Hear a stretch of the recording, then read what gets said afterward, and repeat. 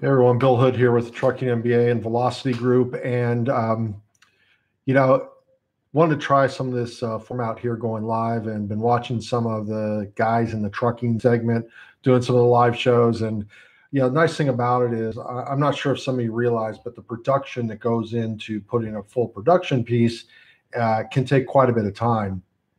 So I thought maybe from discussing current topics, but realistically talking about topics that, while they might be current, are timeless, meaning things that we need to focus on continually in our business.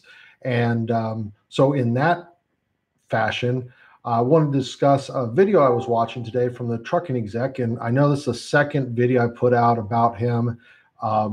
So, no man crush here. I just really like a lot of the things that he has to say. And I'm going to actually start to do this a little more often and talk about some of the other people, and hopefully get a dialogue going with some of the other people that are out there trying to help people in the business side of trucking. So if any of you see other people out there that maybe I haven't come across, you think has some great advice, please let me know. So the title here is hashtag, or I like to say pound, relationships matter. Conversation was coming up and was brought up with the truckers coach, sorry, not the truckers coach, brought up with the trucking exec about relationships, and do relationships matter. And he was bringing up some examples on how people were talking about how with their relationships, they may actually bid less or not be as aggressive with that.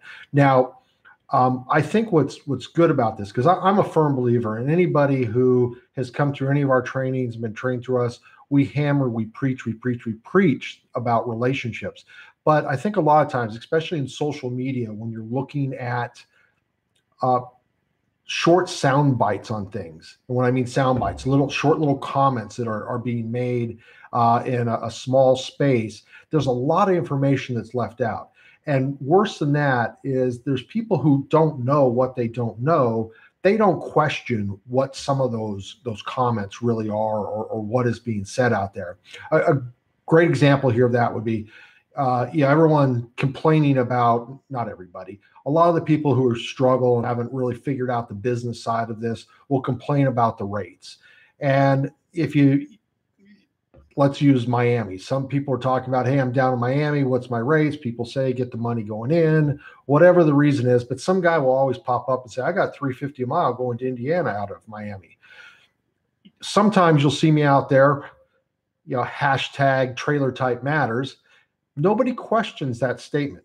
Most of the people who are out there in the business probably come back and say, yeah, the guy's full of it. But there might be others that are like, wow, how's he doing that? And you find out he's, driving an RGN oversized with pilot cars. It takes him 5 days to get there if you ever dig down into the truth. So there's a lot of information that doesn't really get shared or questioned or pulled through in there. So what I like about this format here, and hopefully some of the many people who are out there doing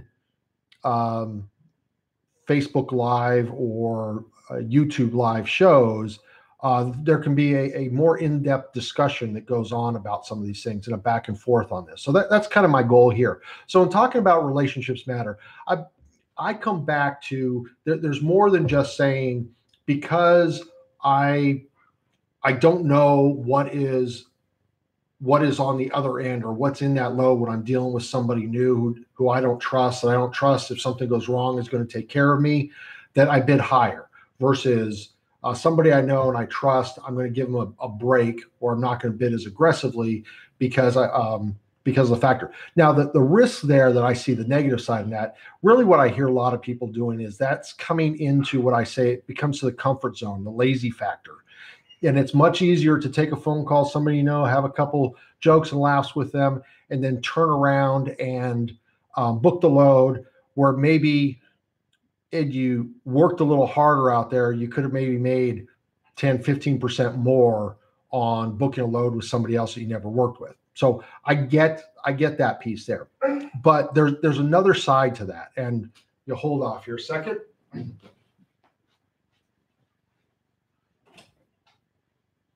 Speak to your dog. So sorry about that. The dog wanted to get out. So when you take a look at some of these things and talking about the relationships, and do you get comfortable and lazy, and are they calling you because you are cheaper, or are they calling you because maybe it's easier for them and they're willing to take less margin and move it with somebody they can trust and not have to get those phone calls in the middle of the night, worry if you're going to show up, have to make 20 check calls to make sure that the load's going on time. They can tell their customer, hey, you know what? I got one of my best carriers on this. Don't worry about it. It's going to get done. So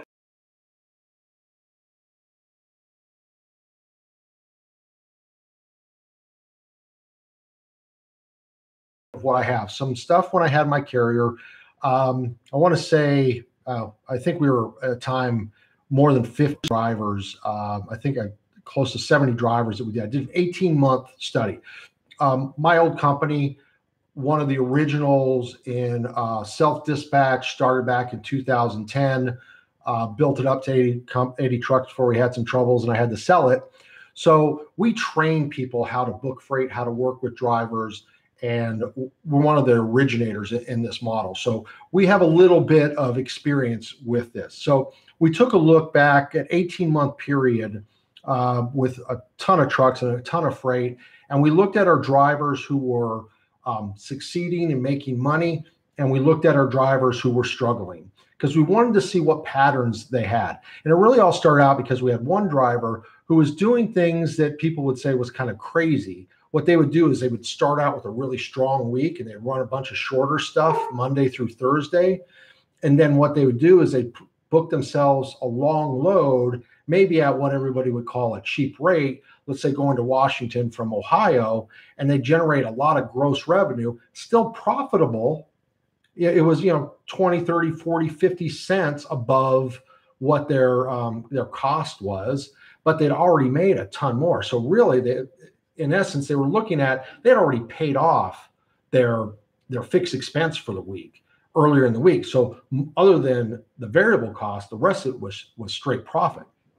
So we saw that and said, what are some of these other people doing? And a couple of things popped up that were really interesting that we never expected as we started to do this analysis. But keeping in line with the subject here and the topic we're talking about, relationships, one of the things that popped out that was actually more glaring than we really thought, and it was more pronounced than we ever could have dreamed of, was that the drivers, a vast majority of the drivers that were succeeding, when I say succeeding, they were profitable, they were hitting numbers, they were able to pay their bills, they weren't complaining about the rates. This is 2015 when we did the study, the end of 2015. We looked at 2014 and first half of 2015. What we saw, which was really interesting about relationships, was the drivers that worked with I think on average it was like 2.7 customers per month.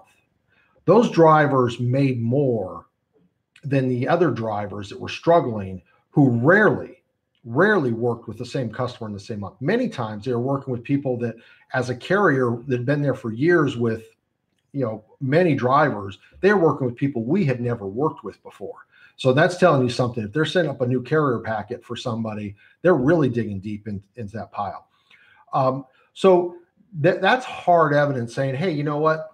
Relationships really do matter and you can be more profitable. And we're seeing the people being more profitable in there. Now, the one point the trucking exec made, which is a very valid point, which is the fact that, maybe you're not getting as much. Maybe if you go out there into the market, you can maybe get another $100, $200, $300 more for that same lane. But there's some other factors that come into the trust factor in what you're doing, whether it happens to be a broker or working the same lane with the same customers where you know what to expect, is that lost opportunity cost. And that was a big one that we saw, that the people who were struggling, is that if I've got somebody that we have a good relationship with and I trust them. I've been through where we've had a bad load and they've taken care of me, whether it was detention, getting on the phone, talking to them at 11 o'clock at night, and they're trying to figure out who to talk to. There's a trust factor there. And on the same side, been through the ringer with us, where we had a truck broke down. Before they even know it, we're out there looking for recovery, and whether it's renting a truck or deadheading a truck 300 miles to pick up the load to get it delivered. So there's a trust factor that they have with us. So it's a two-way street in terms of the relationships there. So they don't want to lose that relationship that we bring to the table. So we know that if something goes wrong, they're going to step up to the plate, just like we would do the same if something went wrong on our side. And when you're working with somebody you've never worked with before, they don't know who you are. So many of the carriers out there, this is something people don't recognize. So many carriers out there are absolutely awful. People talk about the bad brokers. Let's talk about the bad carriers. It's the chicken or the egg. Which came first, a bad broker or a bad carrier?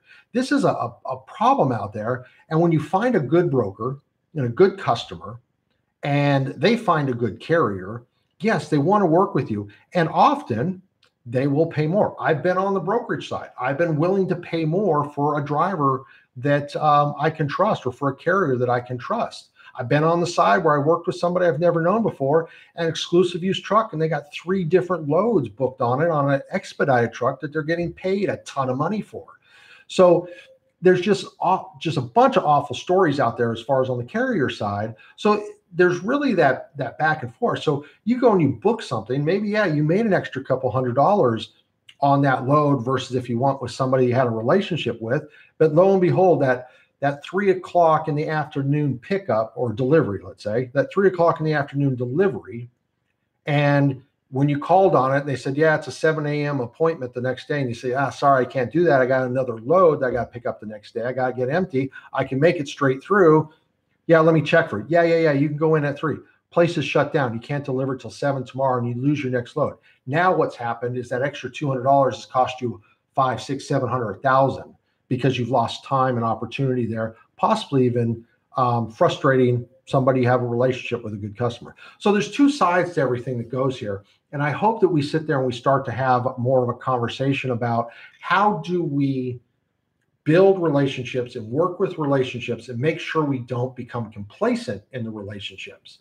That the relationship's not only built on trust, but it's also built on mutual respect. And to me, mutual respect is, okay, I understand it's July and your customers are coming back to you and they're pushing back on the rates, and we're going to have to maybe take a step back off the rate as long as we're still, solid based on the market. But then come September, October, and the market starts to tighten up again, then all of a sudden they start to show you the respect and bring it back up. Now, that's not something I suggest to people to do right away, or that wants to be your business model. But after you've had some time with people, that's kind of a respect you can build. Now, more current situation, running with somebody, I've known this gentleman for years, but hadn't really done much with him. Ended up crashing his vacation, going down to Florida with him for a long weekend. And getting to know him a little better, started running some of our trucks with him. And I'm making these calls, not being complacent, not being lazy. We are running lanes with him that I would have to bust my butt to find a rate maybe $200 to $300 less than what we're getting with him.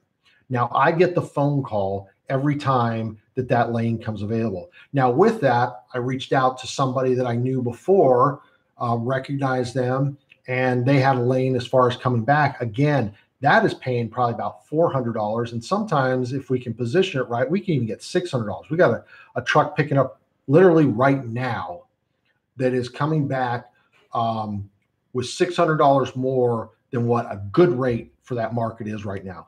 That's a relationship right there. Reason we're getting a little extra is because we were able to work it out. We're going to be able to get it through to the next day, be able to work the hours out, make everything work out for them.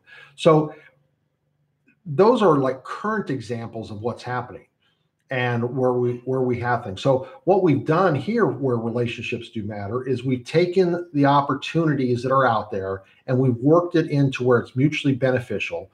Both parties are benefiting from this. Now, I'm going to be the first to tell you, rates may come back up here, or not come back. I suspect they're going to come back up later on here in the fall. And what we may find out is maybe one or both of these relationships are going to say, hey, sorry, Bill, you're just not going to you're not going to get an increase here.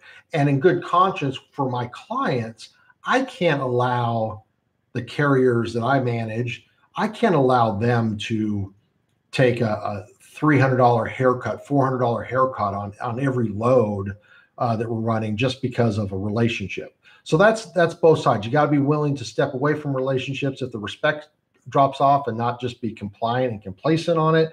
But then you also have to be willing to look for the opportunities when you can find them. So love to hear your comments, your thoughts. Please also reach out to me if you know some other people out there. Oh, hey, got comments there. Thank you, John. I'm not used to looking at the screen because I'm doing this. I don't have a lot of people following the channel, so it's interesting. Yeah, go ahead and hit the bell, anybody, so you make sure you get alerted when this comes on. But yeah, comments. Let me know if there's other people out there.